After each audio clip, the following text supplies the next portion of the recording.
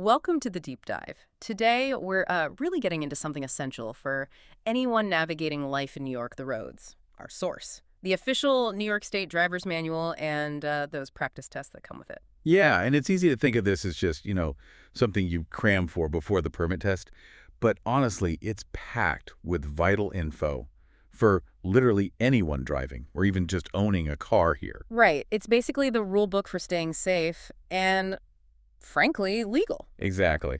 So, our mission today isn't just to skim it. We want to really dig in, pull out the most important stuff, what you actually need to grasp about NY driving rules, safety, and maybe how to avoid some common Because pitfalls. it really covers the whole life cycle, doesn't it? Yeah. From thinking about getting a permit all the way through handling emergencies and just understanding the laws you're operating under. Okay, let's unpack this. So, first things first, how do people actually get their hands on this manual? Well, they make it pretty easy. You can grab it as a PDF download, which is handy. There's also an online version, which I think is great because it builds in practice tests. Oh, practice tests are built right in. Yeah, using actual questions from the permit test pool. So really useful for studying.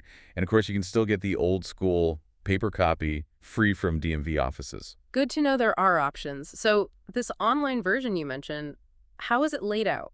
It's broken down into 12 chapters, grouped into three main parts: Part 1, Part 2, and Part 3. Now, if you're studying for your permit, like for a regular car license, the real focus needs to be chapters 4 through 11. Okay, so that's parts 2 and 3. Exactly. Part 1 has important stuff like how to get your license, but it's not technically on the permit test. The test questions really pull from those middle chapters, the rules of the road, safe driving, that kind of thing. And the online quizzes cover those specific chapters. Yep, you can take quizzes just on chapter 4, just on chapter 5, all the way through 11, or there's a big one that mixes questions from all of them. Super helpful. That sounds like a really good study tool. Does the manual itself have any fine print we should know about?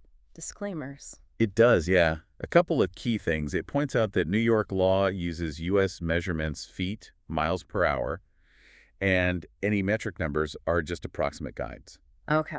Also, and this is important, laws change. So the manual is accurate when published, but things can be updated. And, it can't cover every single possible situation or obscure rule. Right, driving's way too complex for that. Totally. So if you have a really specific question, they basically say, check with the DMV. Got it. Okay, let's shift gears then. Let's talk about the actual content. What are the really crucial takeaways? Maybe starting with just, getting and keeping your license. Yeah, that's really the starting point. Covered in Part 1, it talks about applying the permit process, the road test itself, but then it gets right into keeping that license.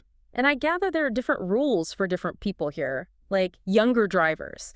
Oh, absolutely. The manual spends time on junior permits and licenses.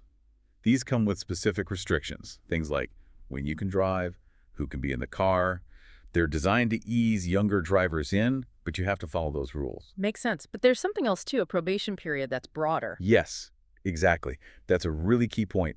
Separate from the junior rules, all new drivers, no matter their age, go through a probation period. Okay, so even if you're 40 and get your first license. Even then. And during that probation, some violations that might just be points and a fine for someone else, they can mean an immediate suspension for a new driver. It's like, okay, prove you can drive safely right out of the gate. Wow, okay. High stakes early on. You mentioned points. The manual explains the point system, right? How does that work? Yeah, it's fundamental to how New York tracks violations. Basically, different offenses get assigned points.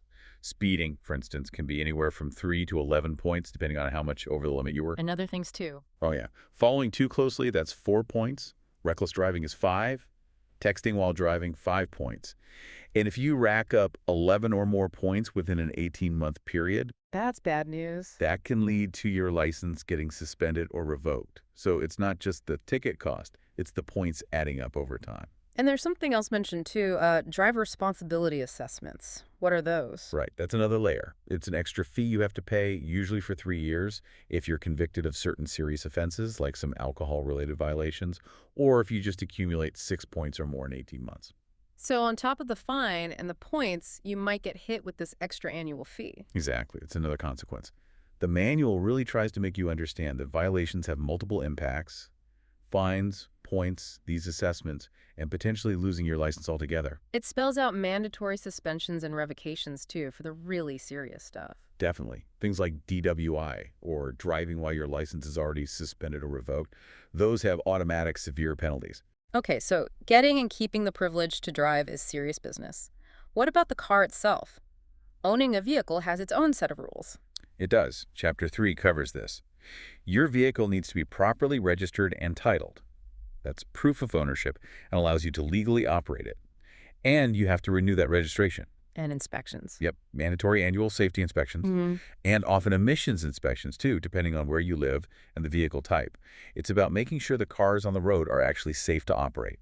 Okay, let's move into the actual driving part. Rules of the road, safe practices. This is the core of parts 2 and 3, you said. Absolutely. This is where most of that permit test material lives.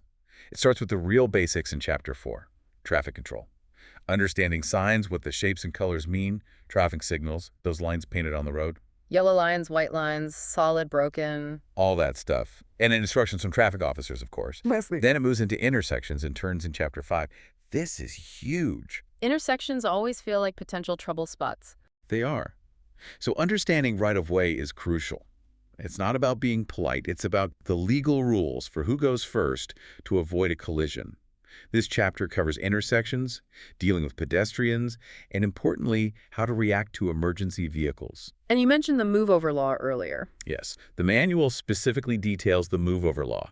You have to move over a lane if you safely can or slow way down when you're passing emergency vehicles or hazard vehicles stopped on the side of the road with their lights flashing.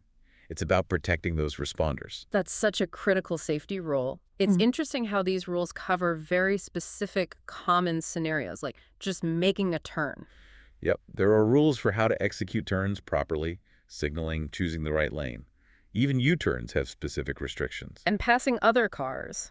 Seems simple, but I bet there are rules. Oh, for sure. Chapter 6 covers passing. When it's legal to pass on the left, the few situations you can pass on the right, what you should do when someone is passing you. And then there's a really critical section on school buses. I imagine that's emphasized heavily. Extremely. Passing a stopped school bus with its red lights flashing is a major violation with severe penalties. Precisely because the risk to kids is so high, the manual is very clear about what you must do. Okay. And then there's that skill everyone dreads for the road test, parallel parking. Yes. Chapter 7 actually gives you instructions on how to parallel park, how to park on hills, how to pull out safely. It also covers general parking rules and, very importantly, respecting those reserved spots for people with disabilities. Absolutely. Now, moving into part 3, there's a focus on safe practices, right? Defensive driving. Exactly. Chapter 8 is all about being proactive to prevent problems. Things like looking well ahead down the road, not just at the car in front of you. Managing your space, leaving enough following distance. How much distance do they recommend? The guideline is often cited as a minimum 3-second following distance in good conditions, more if it's wet or visibility is poor. It's about giving yourself time to react. And distractions, a massive issue now. Huge. The manual hits this hard. It talks about all kinds of distractions, but specifically calls out the rules about cell phones. New York bans handheld electronic device use while driving. Even hands-free can be distracting, though. It can, and the manual acknowledges that cognitive distraction. It also discusses aggressive driving versus road rage. Is there a difference? Yeah, aggressive driving is like speeding, tailgating, unsafe lane changes traffic violations. Road rage is when it escalates to actual criminal acts, like assault or threats.